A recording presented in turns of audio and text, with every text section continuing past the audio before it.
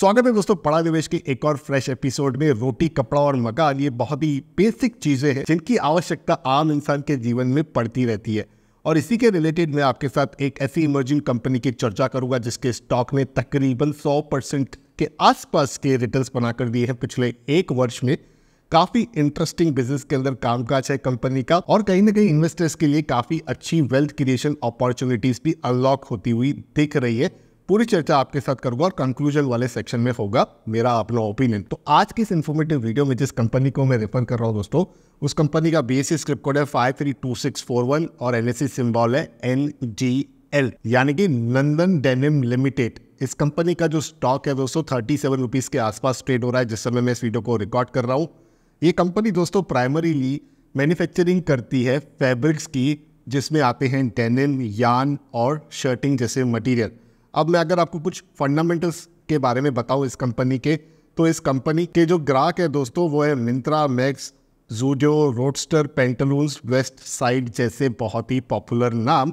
यहाँ पर कंपनी जो है वो दोस्तों लाइट वेट शर्टिंग करती है, बेसिक डेनिम की मैन्युफैक्चरिंग करती है।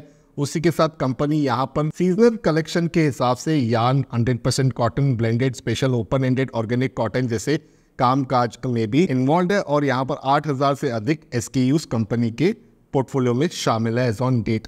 कंपनी की अगर जोग्राफिकल स्प्लिट की बात करें, यहाँ पर कंपनी की जो प्रेजेंस है इंडिया में 95% की और 5% के आसपास एक्सपोर्ट भी होता है। 15 से अधिक कंट्रीज में यानी कि देशों में कंपनी का प्रेजेंस है। मैन्युफैक्चरिंग फैसिलिटीज़ की बात करें तो यहाँ पर कंपनी अहमदाबाद से ऑपरेट करती है अपनी मैन्युफैक्चरिंग फैसिलिटीज़ को, और 110 MMPA for denim, 10 MMPA for shirting, 104 TPD for yarn spinning और 10 TPD फॉर यार्न डाइंग जैसे यूनिट्स कंपनी ने इंस्टॉल कर रखे हैं। और कंपनी 15 मेगावाट सोलर प्लांट के साथ ऑपरेट करती है अपने प्रेमाइसेस में, जिससे खर्चे भी कम होते हैं दोस्तों। और जो ये पूरा पावर रिक्वायरमेंट है वो इसी सोलर पावर प्लांट के माध्यम से मीट होता हुआ दिखता है। तो कंपनी जो है 30% कैपेसिटी से अपने डेनिम पर काम करती है और 80% शर्टिंग पर और 58% यार्न के बिजनेस के अंदर कामकाज करती है। हाँ, यहाँ पर कुछ गवर्नेंस का भी इशू था दोस्तों, लेकिन डायरेक्टली कंपनी के ऊपर नहीं था। विशाल फैब्रिक्स लिमिटेड के ऊपर एक शो कॉज नोटिस आया हुआ है, तो ये इन्वेस्टिगेशंस जो है वो चल रही है VFL के ही प्रमोटर्स पर। लेकिन हम अगर की स्टैटिस्टिक्स की बात करें दोस्तों, तो आप यहाँ पर देख पा रहे हो कि कंपनी का जो मार्केट कैप है वो है 540 करोड़ रुपयों का, और यहाँ पर 37 रुपीज़ का करंट प्राइस है। 40 रुपीज़ 70 पैसे का 52 वीक हाई रिसेंटली कंपनी के स्टॉक ने टच किया था। 15 रुपये का 52 वीक लो है। 25 के आसपास का PE है, तो रीजनेबली मुझे ये ठीक लग रहा है। बुक वैल्यू 38.2 की है, यानी 38 रुपीज़ 20 पैसे की है, और करंट मार्केट प्राइस 37 का, यानी कि बुक वैल्यू से भी नीचे ट्रेड करता हुआ दिख रहा है कंपनी का स्टॉक। किसी प्रकार का डिविडेंड एक्सपेक्ट ना करें, क्योंकि इमर्जिंग कंपनी दोस्तों अपने प्रॉफिट्स को री इन्वेस्ट करती है ऐसी कंपनीज। ROC ROE ठीक ठाक है, कोई इतना ज़्यादा ग्रेट नहीं है, लेकिन आने वाले टाइम में अगर कंपनी अच्छा बिजनेस करती है, परफॉर्म करती है, तो इसमें सुधार आने की उम्मीद हम कर सकते हैं। 10 रुपये की फेस वैल्यू है, 141 करोड़ की इन्वेंट्री है कंपनी के पास। एक वर्ष में 94% के रिटर्न्स बनाकर दिए और ऑलमोस्ट डेट फ्री कंपनी है, क्योंकि 0.70 का डेट टू इक्विटी रेशियो है, तो 1 के अंदर है, तो इसे हम ज़्यादा अलार्मिंग नहीं मानते हैं दोस्तों। अब यहाँ पर अगर हम बात करें टेक्निकल्स की, तो आप देख पा रहे हो किस प्रकार की चाल रही है कंपनी के स्टॉक की। ये ब्लैक कलर की लाइन है 200 दिन मूविंग एवरेज की लाइन, इससे काफ़ी ऊपर ट्रेड करता हुआ दिख रहा है। और ये येलो कलर की लाइन है, इससे भी ऊपर कहीं ना कहीं कंपनी का जो स्टॉक है वो ट्रेड करता हुआ दिख रहा है। और कंसिस्टेंसी से ये चाल कंपनी के स्टॉक में बरकरार है। हाल ही में कंपनी ने अपने क्वार्टरली नंबर्स को भी पब्लिश किया था, उसके बाद ये बहुत ही बड़ा स्पाइक आ चुका है कंपनी के स्टॉक में, और वॉल्यूम्स भी बहुत ही तगड़े हो रहे हैं। अगर हम इसके क्वार्टरली नंबर्स की बात करें, तो आप देख पा रहे हो 462 करोड़ की जो नंबर्स कंपनी ने रिपोर्ट किए थे सेल्स के दिसंबर 2023 में। पिछले क्वार्टर में ये मात्र 414 करोड़ के थे, और दिसंबर 2022 में तो ये मात्र 262 करोड़ के थे दोस्तों। नेट प्रॉफिट की बात करें तो 8 करोड़ का नेट प्रॉफिट कंपनी ने यहाँ पर रिपोर्ट किया है दिसंबर 2023 में। पिछले क्वार्टर में थोड़ा सा ज़्यादा था, 8.2 करोड़ का था, लेकिन दिसंबर 2022 में यहाँ पर कंपनी ने 13 करोड़ का लॉस रिपोर्ट किया था। तो लॉस से प्रॉफिट में आई है कंपनी, तो कहीं ना कहीं हम इसे टर्न अराउंड स्टोरी की तरह भी देख सकते हैं।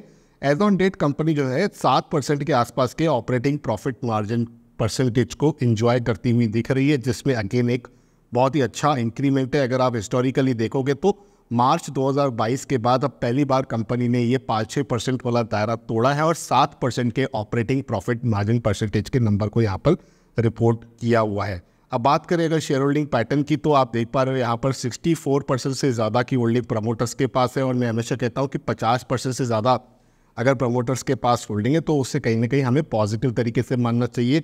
FIIs की हिस्सेदारी 0.35% की है। यहाँ पर गवर्नमेंट की भी हिस्सेदारी मामूली सी आपको देखने के लिए मिलेगी और उसके बाद पब्लिक की हिस्सेदारी 34.77% के आसपास है। तो जिस हिसाब का कामकाज कर रही है कंपनी, जिस हिसाब से स्टॉक में मोमेंटम आया हुआ है, मुझे ऐसा लग रहा है कि अगर ये मोमेंटम बरकरार रहा तो बुक वैल्यू का जो ये प्राइस है उसे ब्रीच करता हुआ दिख सकता है कंपनी का स्टॉक। लेकिन ये शेयर बाजार है दोस्तों, केवल एक एंगल से काम नहीं चलता है, मल्टीपल एंगल, मल्टीपल रिव्यू करने पड़ते हैं, अलग अलग लेंस से आपको चीज़ें देखनी पड़ती है। इस कंपनी के भी आप सारे स्टेटिस्टिक्स जो है वो अच्छे से पढ़ें, अपने रजिस्टर्ड इन्वेस्टमेंट एडवाइज़र की सलाह ज़रूर लें, उसके बाद ही किसी भी निवेश का फैसला करें। बड़ा निवेश यूट्यूब चैनल पर केवल मैं प्रयास करता हूँ कि आपके साथ ऐसी कंपनीज को इंट्रोड्यूस करता रहूँ जो साइज़ में छोटी है, जिसका मतलब ये है कि उसमें अगर आप 10-20 वर्ष का टाइम दे सकते हो और अगर ऐसी कंपनियां बड़ी बन के, तो यहाँ पर मल्टी बैगर रिटर्न्स बनने की अपॉर्चुनिटी भी कहीं ना कहीं हो सकती है। ऐसा मेरा अनुमान है कि मेरा इंटेंशन कभी भी बाय या सेल की रिकमेंडेशन का नहीं रहता है दोस्तों। बाय या सेल की रिकमेंडेशन के लिए ये वीडियोस नहीं होते हैं, केवल इन्फॉर्मेशन और एजुकेशनल पर्पस के लिए होते हैं, ताकि आप इनपुट लीजिए, उसके बाद अपनी रिसर्च कीजिए, अपने रजिस्टर्ड इन्वेस्टमेंट एडवाइज़र की सलाह लीजिए, उसके बाद ही किसी भी निवेश का फैसला कीजिएगा। लेकिन अगर आपको ये मेरा प्रयास पसंद आता है, जहाँ पर यूनिक इमर्जिंग कंपनी से आपके साथ बड़ा निवेश यूट्यूब चैनल पर इंट्रोड्यूस करता रहता हूँ, तो ज़रूर वीडियो को लाइक करें, चैनल को सब्सक्राइब करें, ताकि इसी तरीके की इमर्जिंग कंपनीज़ के अपडेट आपसे कभी भी मिस ना हो। तो यहाँ पर मैं वीडियो को अंत करूँगा, लेकिन अगर आपके कोई सवाल है, सुझाव है, या आप चाहते हो मैं कोई और कंपनी को रिव्यू करूँ, तो उसे नीचे कॉमेंट्स में लिखना बिल्कुल भी नहीं भूलिएगा। यहाँ तक बने रहने के लिए वीडियो में आपका बहुत बहुत धन्यवाद। बड़ा निवेश को सब्सक्राइब ज़रूर कर लीजिएगा।